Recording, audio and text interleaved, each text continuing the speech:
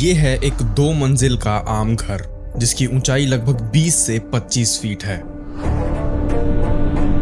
ये है बुर्ज खलीफा जो दुनिया की सबसे ऊंची बिल्डिंग है क्योंकि इसकी हाइट लगभग 2722 फीट है।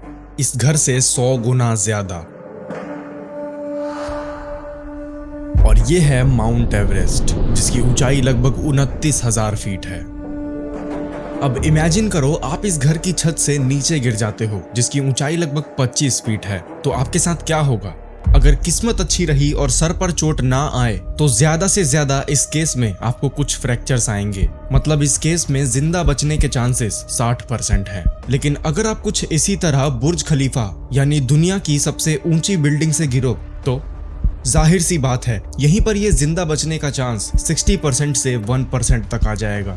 लेकिन अगर ऊंचाई थोड़ी और बढ़ा दी जाए और इस बार माउंट एवरेस्ट जितनी ऊंचाई से आप नीचे गिरो तो जिंदा बचने का ये 1% चांस भी खत्म हो जाता है। मतलब इतनी ऊंचाई से गिरना इंसानों के लिए सेफ नहीं है, लेकिन एक महिला के लिए ये सारी कैलकुलेशंस, ये सारी चीजें बस एक नंबर बनकर रह गई, क्योंकि माउंट एवरेस्ट से भी 4300 फीट ऊपर से एक प्लेन एक्सीडेंट के साथ गिरने के बावजूद ये औरत जिंदा बच गई।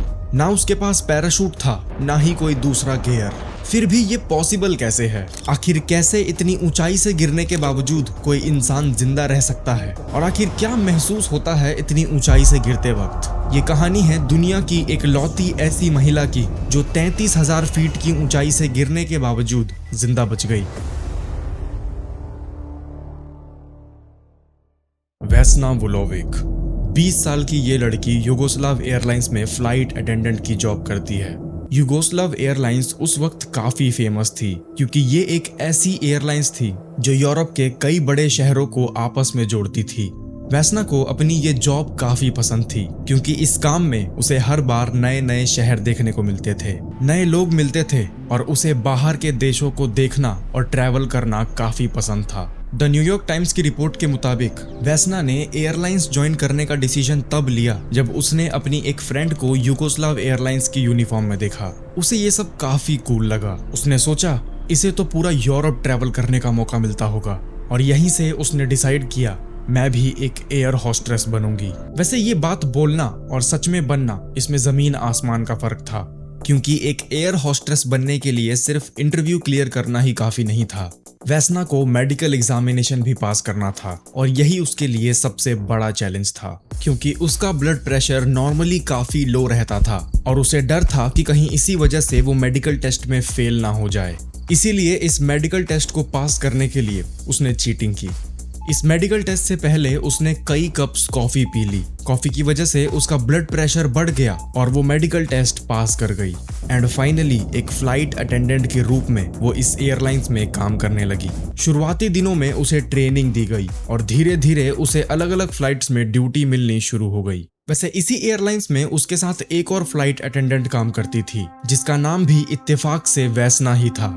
एक ही कंपनी में 2 लड़कियों का एक जैसा नाम होना कोई बड़ी बात नहीं लगती, लेकिन एक जैसे नाम काफी जगह कंफ्यूजन क्रिएट करते हैं। मतलब अगर कोई नाम लेकर इन्हें बुलाए तो दोनों में से वो किसे बुला रहा है, इसमें अंतर बताना मुश्किल था। सबसे बड़ी कंफ्यूजन कई बार ड्यूटी लिस्ट बनाने वाले स्टाफ को होती थी। जब वो लोग शेड्यूल बनाते थे कि अगले दिन फ्लाइट में कौन ड्यूटी पर रहेगा तो एक जैसे नाम में कंफ्यूजन होती थी। और कुछ ऐसी ही कंफ्यूजन 25 जनवरी 1972 की शाम होती है, जब अगले दिन 26 जनवरी के लिए फ्लाइट शेड्यूल तैयार किया जा रहा था। मतलब पायलट कौन होगा और क्रू मेंबर्स में कौन कौन होगा, और इसी क्रू में दूसरी वेस्ना को भेजना था। लेकिन कंफ्यूजन के कारण इस लिस्ट में वेस्ना वुलोविक का नाम डाल दिया जाता है और यही वो पॉइंट था जहां से वेस्ना की जिंदगी का सबसे खौफनाक पल धीरे धीरे पास आने लगता है। 25 जनवरी की रात जब वेस्ना को बताया गया कि अगले दिन फ्लाइट में उसकी ड्यूटी है तो उसके लिए ये एक आम बात थी, क्योंकि उसकी नजर में ये बस एक नॉर्मल सी ड्यूटी थी और वो अपना बैग तैयार करके सो जाती है।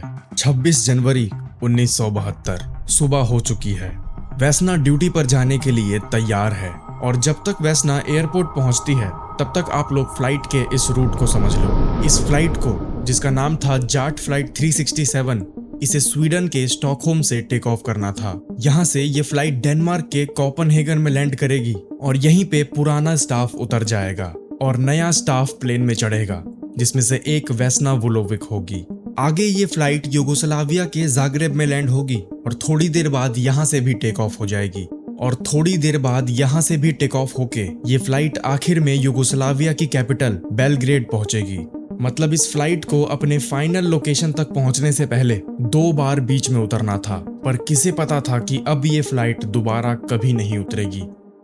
वेस्ना एयरपोर्ट तक पहुंच चुकी है और थोड़ी ही देर बाद जाट फ्लाइट 367 एयरपोर्ट पर लैंड करती है और वेस्ना बाकी क्रू के साथ प्लेन में एंटर कर जाती है और उसकी ड्यूटी शुरू हो जाती है। वेस्ना अपना काम शुरू कर देती है जैसे वो हर फ्लाइट में करती थी। पैसेंजर्स का वेलकम करना, उन्हें उनकी सीट तक गाइड करना और टेक ऑफ से पहले की सारी जरूरी तैयारियां पूरी करना। फ्लाइट में टोटल 28 लोग थे, जिनमें 23 पैसेंजर्स और 5 क्रू मेंबर्स थे और वेस्ना भी इन्हीं 5 क्रू मेंबर्स में से एक थी। सब लोग अपनी जगह पर थे, क्रू अपना काम खत्म कर रहा था और पैसेंजर्स भी अपनी सीट पर सेटल हो चुके थे और अब ये फ्लाइट कोपेनहेगन से जाग्रेब के लिए टेक ऑफ कर जाती है। वेस्ना अपनी जगह पर खड़ी है, अपना रोज का काम कर रही है, बिल्कुल वैसे ही जैसे वो पहले भी हजारों बार कर चुकी थी और प्लेन भी धीरे धीरे अपनी प्लान्ड हाइट तक पहुंच जाता है, जमीन से 33,330 फीट ऊपर। और ये फ्लाइट अपने रूट पर बड़े ही आराम से उड़ रही है। इस ऊंचाई पर बादल नीचे रह जाते हैं और कैबिन के अंदर सब कुछ शांत हो जाता है। पीछे पैसेंजर्स अपनी सीट पर बैठे हैं, कोई सो रहा है, कुछ लोग आपस में बातचीत कर रहे हैं और वेस्ना और बाकी क्रू अपना रोज का काम कर रहा है। प्लेन के बाहर देखा जाए तो नीचे चेकोस्लोवाकिया की जमीन फैली हुई है, जहां काफी ठंड पड़ रही है और पहाड़ों पर बर्फ जमी हुई है। प्लेन बड़े ही आराम से उड़ रहा है और किसी को जरा भी अंदाजा तक नहीं है कि प्लेन के फ्रंट बैगेज कंपार्टमेंट में एक चीज रखी हुई है जो अगले ही कुछ मिनटों में सब कुछ बदल देने वाली है। वो चीज थी बॉम्ब। प्लेन अपने प्लान रूट पर बड़े ही आराम से चल रहा है, तभी अचानक बिना किसी वार्निंग के प्लेन के अंदर एक जबरदस्त धमाका होता है। ये धमाका इतना तेज था कि प्लेन हवा में ही 2 हिस्सों में टूट जाता है। केबिन का प्रेशर अचानक से खत्म होता है और प्लेन के टुकड़े अलग अलग दिशा में बिखर जाते हैं और काफी तेजी से नीचे गिरने लगते हैं। इस ऊंचाई पर इतनी ठंडी हवा और इतनी तेजी से गिरते हुए टूटे प्लेन में किसी को कुछ भी समझ नहीं आ रहा।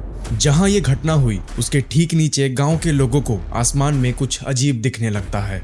वो लोग देख पा रहे हैं कि आसमान में जलते हुए कुछ टुकड़े धीरे धीरे नीचे की तरफ आ रहे हैं। गांव वालों को बिल्कुल समझ नहीं आ रहा कि ये क्या है और कुछ ही मिनटों में ये मलबा पहाड़ी इलाके में बर्फ से ढके जंगलों के बीच अलग अलग जगहों पर जाकर गिर जाता है।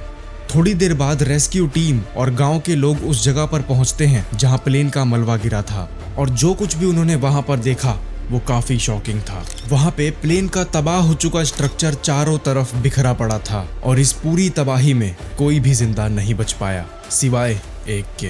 प्लेन के पीछे वाले हिस्से में यानी टेल सेक्शन में वेस्ना वुलोविक की सांसें अभी भी चल रही थी। वो बेहोश पड़ी हुई थी लेकिन उनके दिल की धड़कन अभी भी चल रही थी। थोड़ी ही देर बाद गांव के एक आदमी की नजर वेस्ना पर पड़ती है। ये आदमी वर्ल्ड वॉर 2 में मेडिक रह चुका था, इसीलिए वो तुरंत समझ जाता है कि वेस्ना को मेडिकल हेल्प की जरूरत है। वेस्ना बेहोश थी और बुरी तरह इंजर्ड थी। हॉन्क उसे मलबे से निकालने की कोशिश करता है लेकिन अकेले उससे ये सब नहीं हो पाता, इसीलिए वो रेस्क्यू वर्कर्स को बुलाता है और वेस्ना को बाहर निकाल लिया जाता है। थोड़ी देर बाद मेडिकल टीम भी वहां पहुंचती है जो तुरंत वेस्ना को क्रैश साइट से निकालकर हॉस्पिटल ले जाती है, जहां पे डॉक्टर्स उसकी जान बचाने के लिए ट्रीटमेंट शुरू कर देते हैं। वेस्ना को काफी बुरी तरह सीरियस चोटें लगी थी। स्कल फ्रैक्चर था, पैरों और पेल्विस में फ्रैक्चर्स थे और उनकी स्पाइन भी काफी बुरी तरह डैमेज हो चुकी थी। लेकिन फिर भी ये एक हैरानी की बात थी कि आखिर 33,000 फीट की ऊंचाई से गिरने के बावजूद कोई इंसान जिंदा कैसे बच सकता है। आखिर वेस्ना वुलोविक के जिंदा बचने के पीछे कौन था? गिनीज वर्ल्ड रिकॉर्ड के मुताबिक इसका क्रेडिट बर्फ को दिया जाता है। जिस जगह ये मलबा गिरा वहां का इलाका पहाड़ी था और उस वक्त सर्दियों का मौसम था, जिसकी वजह से जमीन पर काफी मोटी बर्फ की लेयर जमी हुई थी। इसीलिए हो सकता है कि स्नो की इस मोटी लेयर ने काफी हद तक प्रेशर एब्जॉर्ब कर लिया हो और इम्पैक्ट कम कर दिया हो। लेकिन अगर ऐसा होता तो प्लेन के जिस हिस्से में वेस्ना थी उसमें और भी लोग मौजूद थे, वो क्यों नहीं बच पाए? इसका जवाब भी हमें गिनीज वर्ल्ड रिकॉर्ड की रिपोर्ट में मिलता है। जब प्लेन का ये टेल सेक्शन काफी तेजी से नीचे गिर रहा था तो बाकी लोग हवा में ही उससे बाहर गिर जाते हैं, लेकिन वेस्ना वो बाहर नहीं गिरती, बल्कि एक फूड कार्ट की वजह से वो पैसेंजर सीट पर फंस जाती है। हॉस्पिटल में जब वैसना का इलाज चल रहा था तो वो कोमा में थी और कमर के नीचे का हिस्सा टेम्परेरी तौर पर पैरालाइज्ड हो चुका था। अलग अलग सोर्सेस में वैसना के कोमा की एग्जैक्ट ड्यूरेशन को लेकर थोड़ा अंतर है। कुछ रिपोर्ट्स बताते हैं कि वो 10 दिन तक कोमा में थी, कुछ बताते हैं कि वो 27 दिन तक कोमा में थी। मतलब वो कितने दिन तक कोमा में थी, इसकी एग्जैक्ट ड्यूरेशन किसी को नहीं पता। कोमा में वो कितनी भी दिन रही हो, जरूरी बात ये थी कि वो जिंदा थी। इन्वेस्टिगेशन के बाद ये ऑफिशियल तौर पर रिकॉर्ड किया गया कि वैसना जिस ऊंचाई से गिरी थी वो लगभग 10,160 मीटर थी, यानी 33,330 फीट। ये वही नंबर है जिसे आगे चलकर गिनेस वर्ल्ड रिकॉर्ड में भी शामिल किया जाता है। जब प्लेन में ये ब्लास्ट हुआ और वो टेल सेक्शन तेजी से नीचे गिर रहा था तो वैसना वुलोविक को क्या महसूस हो रहा था? इसका जवाब खुद वैसना के पास भी नहीं है। उन्हें कुछ भी याद नहीं था। वो धमाका, एयरक्राफ्ट का टूटना, 33,000 फीट से गिरना, कुछ भी। उन्हें जो चीज याद थी वो थी प्लेन में चढ़ना, गेट के पास खड़े रहना, अपनी ड्यूटी करना और उसके बाद सीधा हॉस्पिटल में आंखें खोलना। लेकिन एक वक्त के लिए मान लिया जाए कि आप होश में हो और उतनी ऊंचाई से गिर रहे हो बिना किसी पैराशूट के, तो आपको क्या महसूस होगा? आपके आसपास की हवा का प्रेशर अचानक बदल जाएगा, सब कुछ सेकंड्स में कंट्रोल के बाहर हो जाएगा और नीचे सिर्फ हजारों फीट की खाली जगह होगी जहां आप गिरते जाओगे।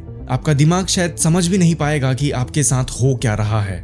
आमतौर पर ऐसी हालत में सबसे पहला खतरा ऑक्सीजन की कमी होती है। 33,000 फीट पर हवा में ऑक्सीजन की परसेंटेज बहुत ज्यादा कम नहीं होती। हवा में ऑक्सीजन लगभग 21% ही रहती है, सेम जमीन की तरह। लेकिन हवा का प्रेशर काफी ज्यादा कम हो जाता है, इसीलिए हर एक सांस के साथ लंग्स तक पहुंचने वाली ऑक्सीजन बहुत कम हो जाती है, जो किसी इंसान को जमीन पर टकराने से पहले ही मार सकती है। बस यही सब महसूस होता है किसी इंसान को इतनी ऊंचाई से गिरते वक्त। अब वैसना वुलोविक की कहानी में आगे बढ़ते हैं। लगभग 10 महीने बाद वैसना ठीक हो जाती है और युगोस्लाव एयरलाइंस में ही वापस काम करना शुरू कर देती है। लेकिन इस बार उन्हें फ्लाइट अटेंडेंट की ड्यूटी नहीं दी जाती, क्योंकि उनकी चोट इतनी गहरी थी कि वो पहले की तरह फिजिकल ड्यूटी नहीं कर सकती। इसीलिए उन्हें एक ऑफिस जॉब दी जाती है और वो लगभग 18 साल तक यहीं पर काम करती हैं। ये इंटरेस्टिंग बात है कि इतनी भयंकर घटना होने के बावजूद उन्होंने उसी एयरलाइंस को चुना जिसकी फ्लाइट में वो हादसा हुआ था। साल 1990 के आसपास उन्हें इस जॉब से निकाल दिया जाता है, क्योंकि उस वक्त वो युगोस्लाविया की गवर्नमेंट और उनकी पॉलिसीज के खिलाफ खुला बोल रही थी।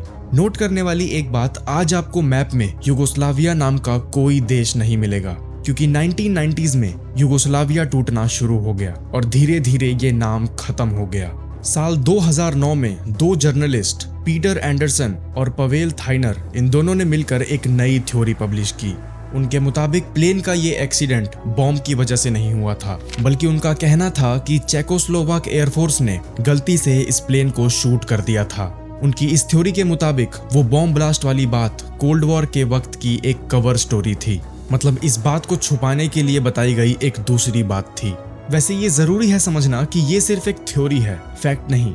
हर जगह जहां पर भी इस बात को रिपोर्ट किया गया है वहां इसे क्लियरली एक क्लेम या थ्योरी की तरह देखा गया है। खुद वैसना ने भी इस 2009 वाले क्लेम का जवाब दिया। उन्होंने कहा कि वो खुद ये नहीं बता सकती कि ये बात सही है या फिर गलत, क्योंकि खुद उन्हें कुछ भी याद नहीं है। इसीलिए आज तक ये बात एक मिस्ट्री बनी हुई है कि असल में उस प्लेन के साथ उस दिन हुआ क्या था।